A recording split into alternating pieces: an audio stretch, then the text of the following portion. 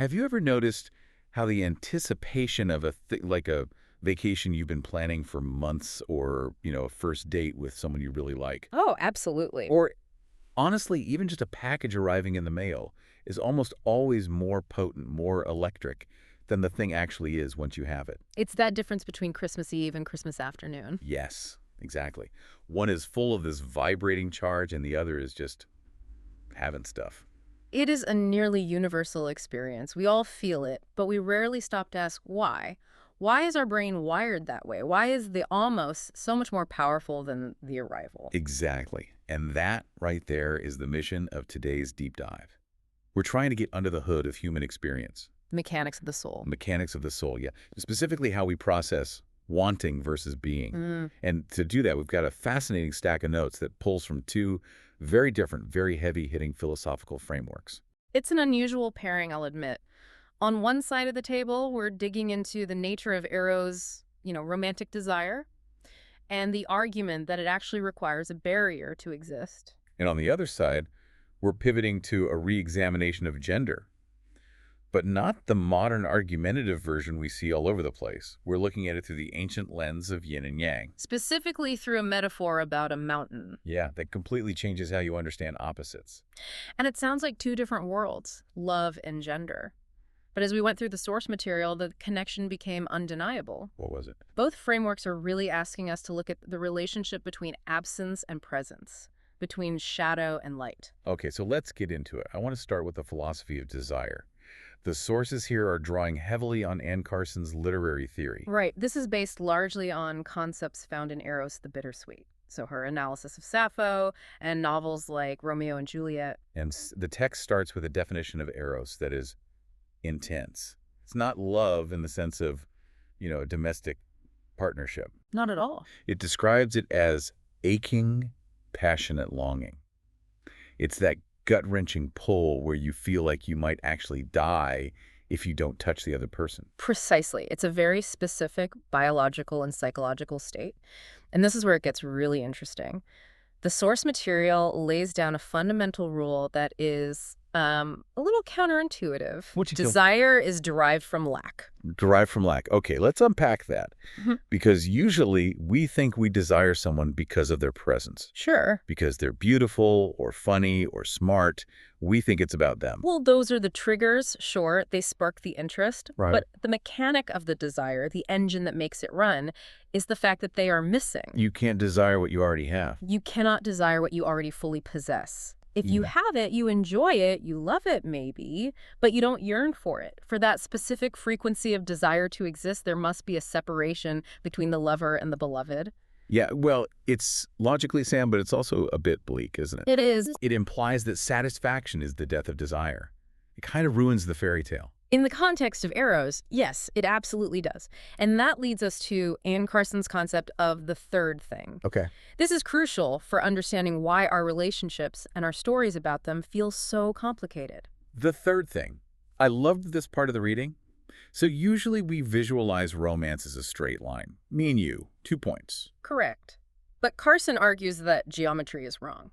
True Eros is a triangle. You have the lover, you have the beloved, and then you have this third thing. The barrier, the thing that prevents the two from meeting immediately. And the source makes a really strong point here. The barrier's purpose isn't just to be annoying. It's not just bad luck. It's structural. It's structural. Yeah. It's there to represent Eros as, and I love this list from the text, deferred, defied, obstructed, hungry. Hungry is the key word there. It makes Eros sound like a living creature that feeds on distance. Right. And if you take away the distance, the creature starves. The text uses this visual metaphor that I found absolutely striking. It says that this feeling is organized around a radiant absence. Organized around a radiant absence. That is a phrase worth pausing on. It's such a poetic image.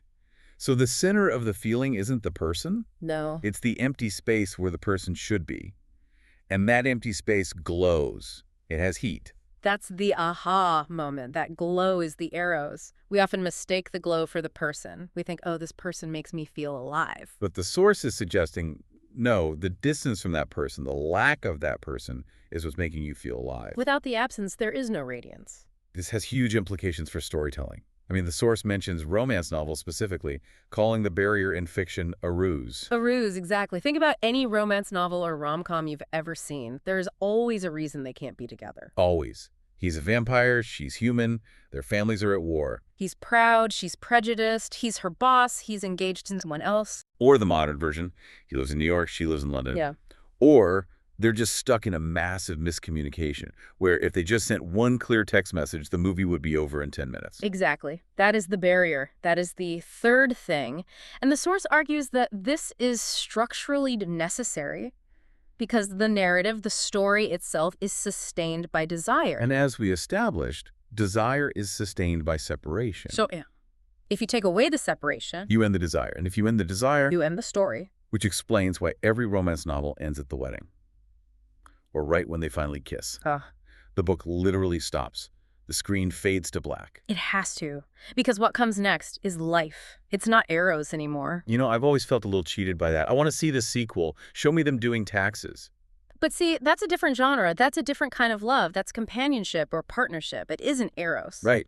The source is arguing that a true narrative of Eros cannot survive the actual union of the lovers. The moment the barrier falls, that radiant absence is filled, the structure collapses. So Romeo and Juliet. They had to die. Whoa.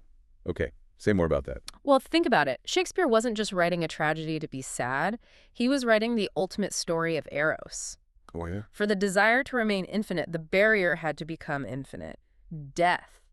If Romeo and Juliet had run away to a cottage, had 3 kids, grew old together. The aching, passionate longing would have faded into domestic routine. Exactly. They would have argued about money. The story of Eros would have ended long before their lives did. That is wild. Yeah. So to preserve the perfection of the feeling, he had to destroy the people. In a literary sense, yes. The narrative demanded it. It suggests we are in love with the obstacle just as much as the person. Or at least dependent on it. Right.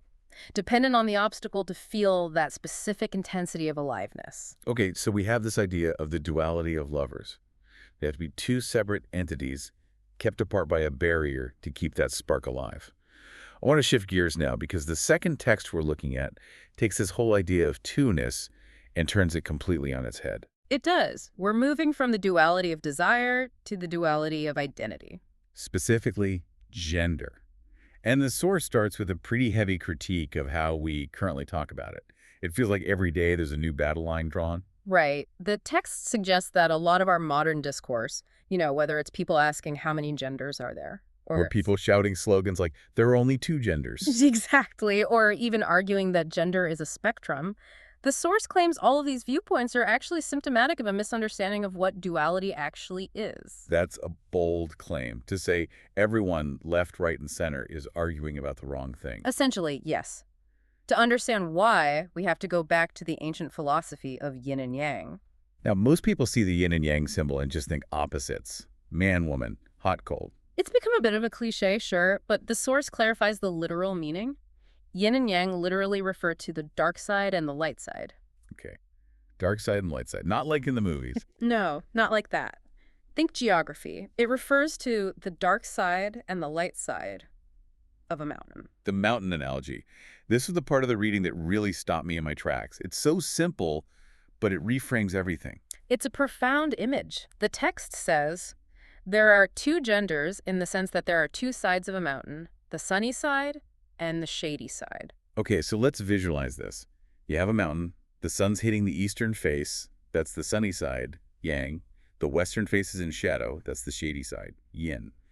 2 distinct sides. Seemingly distinct. We can point to them and say this is yang and this is yin, but let's look closer, like the source encourages us to do. Is the sunny side purely sun? Well, no. If you zoom in, there are rocks, crevices, trees. Even on the sunny side, behind a boulder, you're in the shade. Right. There are little patches of yin right in the middle of the yang. And on the shady side, it's not pitch black. There's ambient light, reflection from clouds. The nature of the side contains elements of its opposite. Exactly. And here's where it gets really interesting. The sun moves. Precisely. This is the crucial point, the shift. Depending on the time of day or the season, the shady side might become the sunny side. So the label sunny side isn't a permanent identity of the rock itself. It's a description of a state relative to the light. Right. The rock didn't change, the light changed. And the source puts it beautifully. There is no shade without light. There is no shade without light. Which leads to this incredible philosophical conclusion that the binary is non-binary. Wait, walk me through that. The binary is non-binary. That sounds like a paradox. It is, but it's a functional one. Yin and Yang are mutually dependent. You cannot have a shady side of a mountain if you don't have a sunny side. If you took away the light, you'd just have darkness, not shade. Exactly. They define each other. They create each other. They are both a duality, we can distinguish between them, and a unity. They're just the mountain. And that reframes the whole two genders debate, because usually when people say that, they mean two separate boxes. Correct. They view it as two separate mountains, the mountain of men and the mountain of women. But this source argues, no, there is only one mountain. The human gender. The human gender. And that one gender has been split into two or three or many, depending on how the light is hitting it at that moment. I love that. It takes the tension out of the argument. It's not about drawing lines in the sand. It's acknowledging that we are all just the mountain experiencing light and shadow. And that the sides aren't enemies. They aren't even really separate. They're just different aspects of the same whole. It implies a fluidity that feels much more natural than the rigid boxes we try to force ourselves into. It does. And it suggests that transitioning, to use a modern term, is actually the most natural thing in the world. The sun moves, the shadows shift, the mountain remains. So let's try to synthesize these two deep dives, because I feel like there's a connection here that I'm almost grasping. We have the radiant absence of Eros and the shifting shadows of the mountain. Think about the role of the two in both texts. Okay, so in the first segment, Eros, we had the lover and the beloved. Two people.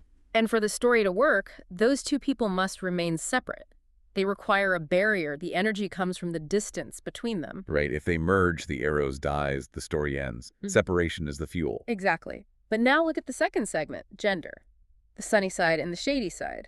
Two concepts. As in this case, they require each other to exist at all. You can't have a one-sided mountain. Separation is impossible. The two, in this case, proves that they are actually one. So Eros is about the necessity of separation, while the gender analogy is about the necessity of opposites to create a whole. Yes. But notice what they have in common. Both texts are asking you, the listener, to look at the space between things. The space between. In romance, we're trained to look at the couple. We look at Romeo, we look at Juliet, but the source says, no, look at the barrier, look at the distance. That's where the feeling lives. And in identity. We look at man or woman, the labels, but the source says, no, look at the shadow line. Look at the place where light meets dark that gives the mountain its definition. It's like we're programmed to look at the objects, but the real mechanics are operating in the relationships between the objects. Precisely. Not in the static definitions, but in the dynamic interplay. It's all about context. So what does this all mean for our listener today? We've covered romance novels, Sappho, and ancient Chinese philosophy in, 15 minutes? I think the takeaway is about awareness. We live in a world that sells us very simple answers. Buy this and you will be happy. Find your soulmate and the story ends. Pick a gender box and stay in it. Right.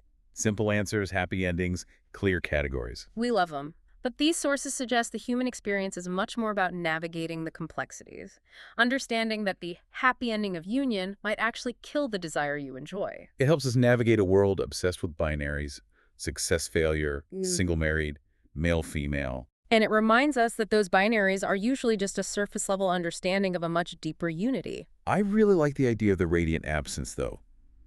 That's going to stick with me. Next time I'm waiting for a package and I feel that anxiety rising. What are you going to do? I'm just going to tell myself, I am organizing myself around a radiant absence. That is a very poetic way to handle waiting for an Amazon delivery. Yep. But yes, that is exactly the spirit. Honor the space. Honor the shadow. So we've covered a lot of ground today.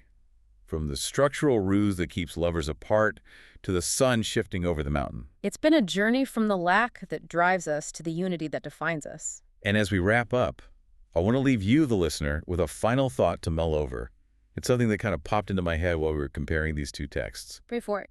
If the logic of these sources holds up, if desire requires lack to exist, and if identity requires its opposite to be defined, then are we ever truly looking for wholeness?